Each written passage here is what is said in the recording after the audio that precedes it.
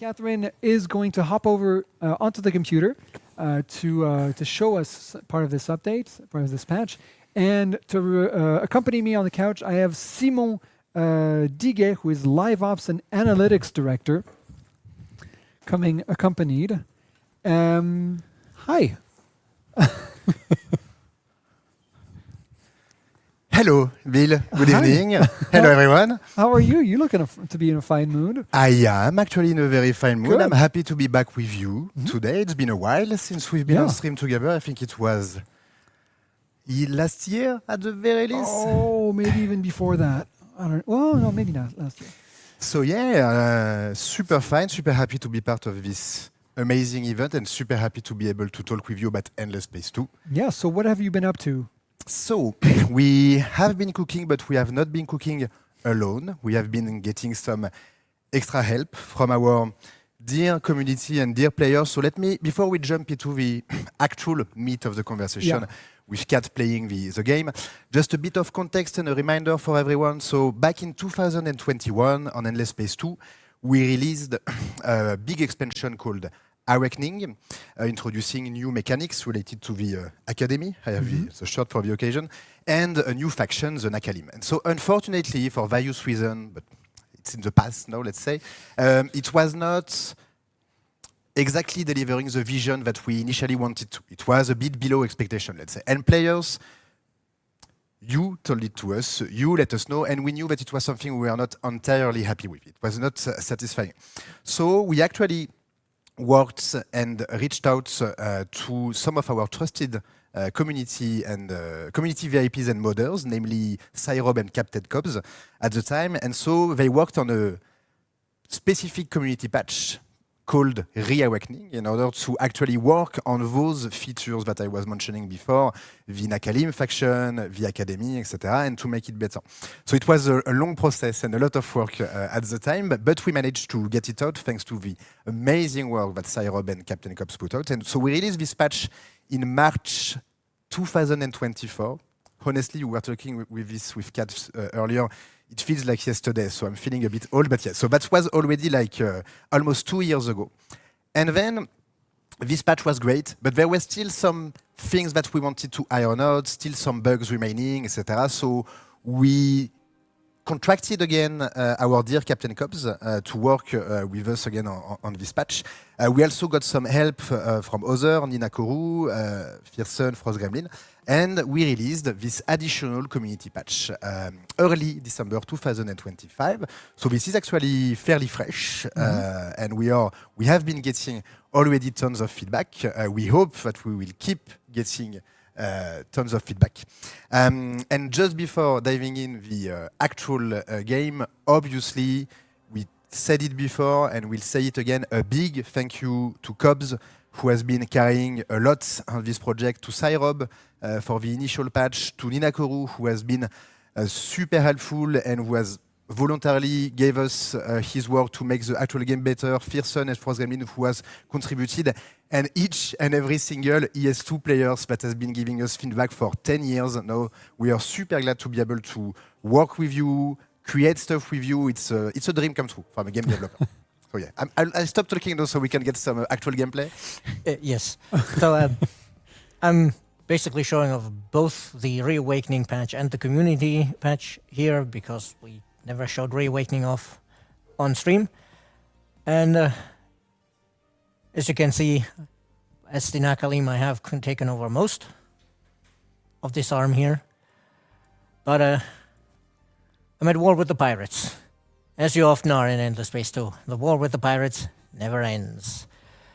And this is one of the big parts of the Reawakening patch, is that when we're working on Reawakening, we noticed other things that needed fixing, and with the community update we got around to them, and one of them was that the manpower wasn't quite working as intended.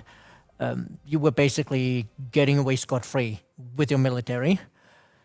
So Cobbs went ahead and fixed the bugs, and then realized, yeah, but now I never have soldiers. So started rebalancing how much manpower you get and how effective the offensive and defensive improvements and strategies are. And it's not quite as much of a pushover anymore as before, because some of these strategies will actually now, when you defend, bombard the enemy as they land. It's a lot harder to take systems now. You will need to put a little more thought into managing your ground troops as it was originally intended 10 years ago. Yeah, definitely. And typically, manpower, ground battle, those are very specific systems within Endless Space 2. They are an integral part of the entire game, but they are not the system where you are the most exposed to. And so sometimes as game developer, this is not necessarily the one that we had the most time to get polish and debug on. And that's why the collaboration with VIPs and players is actually super critical, because after 10 years of live of the game, they know the game better than us. It's a fact. You know, you cannot fight it. It's normal. Us, we are a company, we have people, we have turnover, it come and goes, etc., etc. That's part of the live. And we have passionate players who are actually super on point with what's happening in the game in terms of balance, etc. And so that's why the work that they were able to provide here, it's getting closer to actually the initial vision that we wanted to put. And especially CaptainCobbs is very knowledgeable about the specifics of the game and what the community wants, because before we contracted him and paid him to help with Reawakening and the community patch, he had been working on the ESG mod for years and years. So he had experience both in the file structure, in fixing the game, but also in what players wanted and the balance concerns the players had, which expressed themselves here with making the invasions a little more meaty, I guess, a little more deadly. So food isn't as much of a throwaway resource anymore, because food gives you manpower. He also addressed in the Reawakening patch a lot of balance about the ship combat, but looking around, I don't think I have a fight on hand. So we would probably have to take a quick look at the designs here. There are some... You might notice something a little strange here. This one, I'm not sure if we can keep it. We changed it so dark matter quests actually give you blueprints instead of single ships. But we've seen also some bug reports related to that, so we might have to reword it. Don't be too in love with it so far. But yeah, this is why, even though I have not researched them by far, they're somewhere over here, I do have access to a carrier.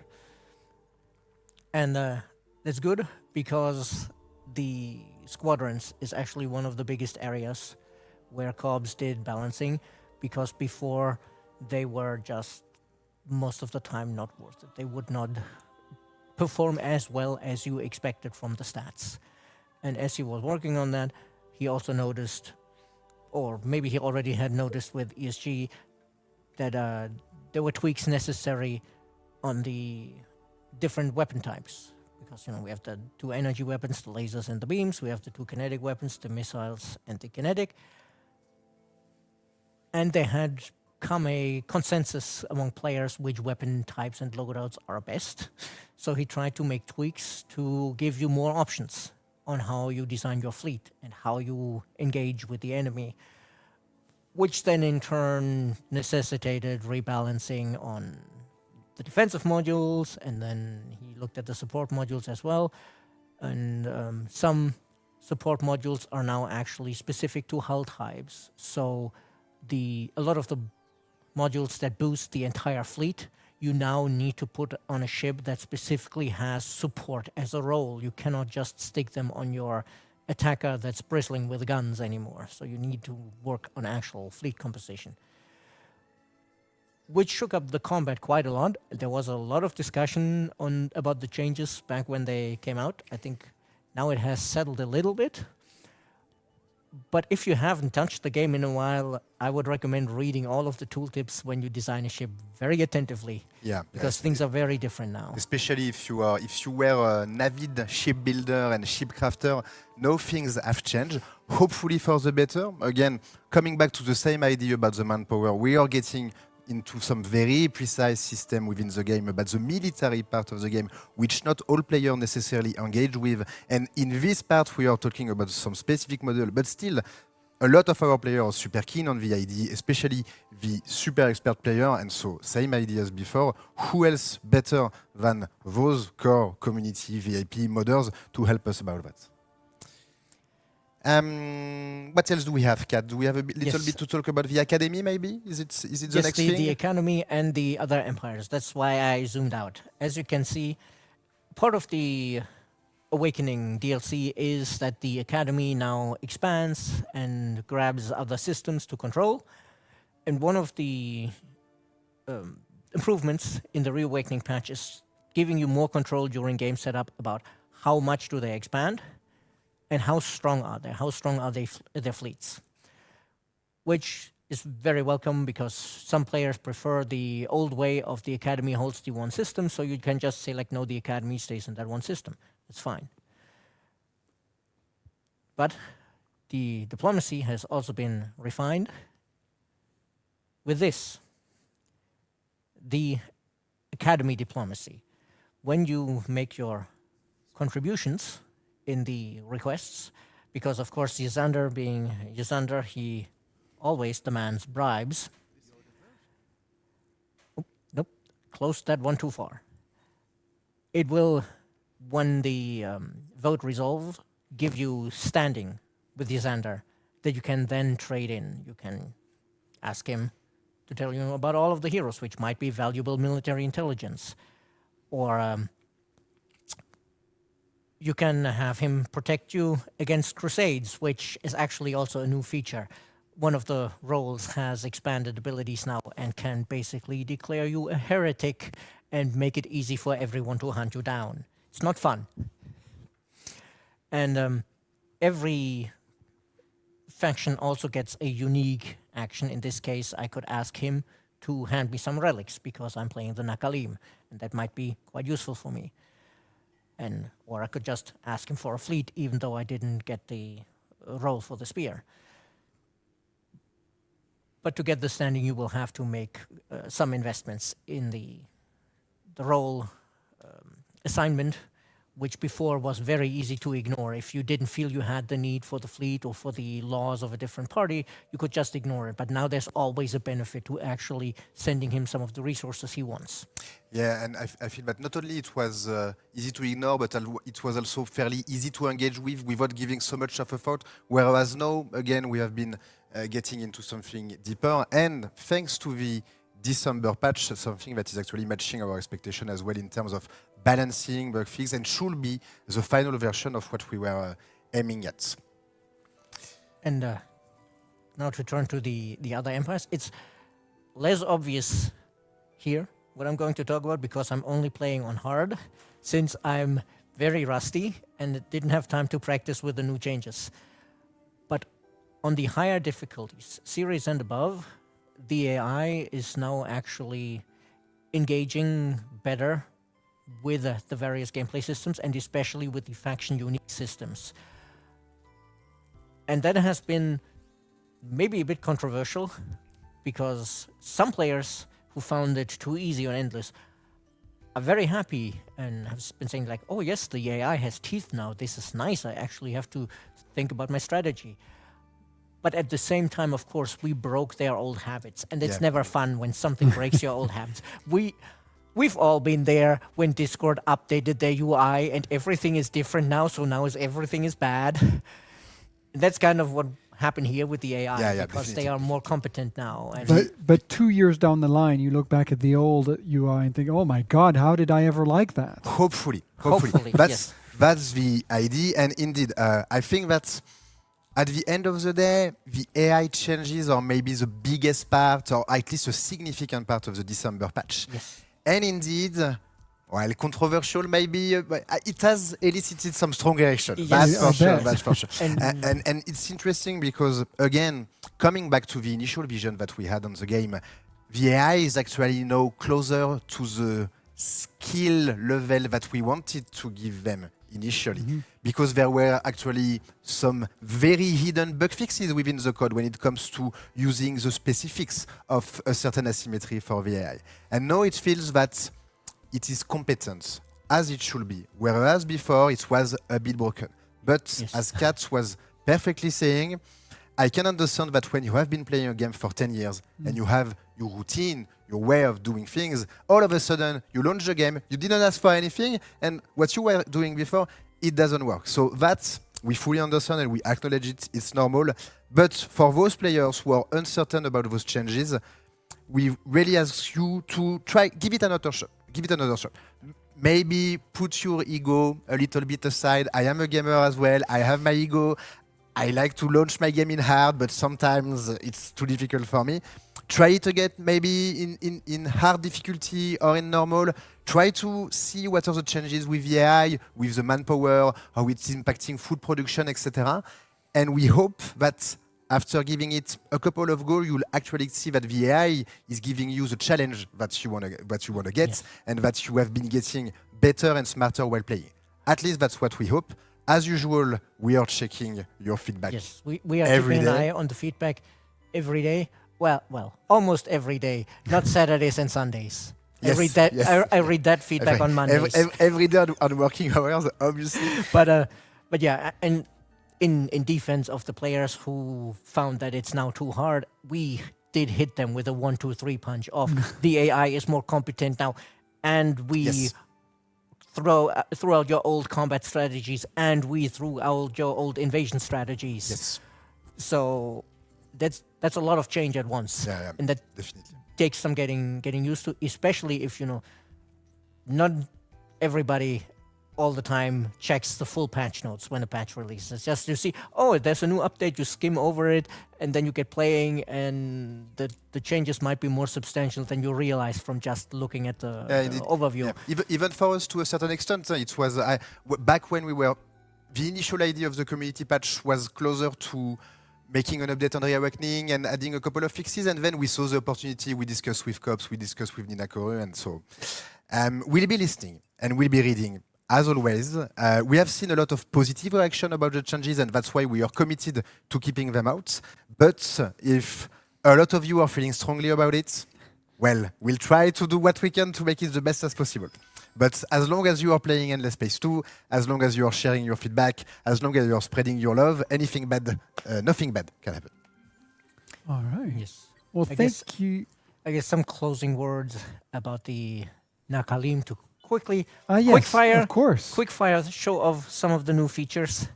Oh, well, a quick fire. Yes, you can see that this. I have never launched Endless Space 2 on this PC before, by the fact that all of the notifications are still turned on. So, the Nakalim with the Reawakening patch have something called Slumbering Ruins, which you can see from the little Nakalim symbol next to the name. And you can claim these with any ship. You don't need a colony ship. Just bring a ship there, reawaken the ruins, and they will actually start with some of the basic improvements here already built when you claim them. Of And- course, and I that's claimed this one 60 turns ago. It's way more built up now. But if I were... Well, I think the other one that I found the Academy has claimed, unfortunately. But there's like a couple of these dotted around the galaxy. You can claim them. And that's the kind of fallen empire side Exactly. of it. That's one of the big feedbacks we had gotten from players on Awakening was like, the idea is cool, but it doesn't actually feel like a fallen empire. And so that works to reinforce that. And also when you link start... up, gameplay with lore. Yes, exactly. And you start with like a big vision radius around your home system, actually, because yes, of course, you remember the shape of the galaxy. It's might change a little, but not that much in like 10,000 years. And then to reinforce the relic gameplay and the worship of the lost, firstly, the relics all like spawn a little away from you. You actually need to go out and find them. They're not gonna be on the next door system. But you also have new special improvements, the Temple of the Lost, which turns a planet into an influence powerhouse. And if you have enough of them, you can even... where is it? Oh, come on. I need to expand this. Somewhere in here should be something... Ah, yes, there. The Cathedral of the Lost. So you build a grand house of worship, which gives you significant bonuses. But you need to erect a couple of temples first. And once you have one of these cathedrals, then you can spend your relics at the Empire level for nice bonuses. And no base disapproval on planets can actually be quite useful. So, but you need to work for it. They don't just freely, or, well, it wasn't entirely free before, but it was very easy to unlock them. Now there's a little bit of effort involved in using the relics to enhance your empire. And again, getting more consistent with the lore, getting more consistent with the initial fantasy that we had for this faction. So it feels extremely satisfying to be sitting here today and to see that after all these years, again, thanks to the effort of everyone, we were able to actually iterate and deliver upon this vision to have something which is closer to what we wanted to do with this whole Fallen Empire vision. So Awesome. Well, it is very, very cool to see all the improvements and everything that's been added to the game that keeps being added to the game so many years after it came out from the studio, but also thanks to the community. So very, very good work. And thank you both for your expert insight. thank you, Bill. Thank you, everyone. Keep playing ES2, obviously. Keep sharing feedbacks. We love you. So, so this patch, the idea behind this patch was to really extend the life of ES2 over time. Now that it's a mature game, so it's really, really cool to see all these updates.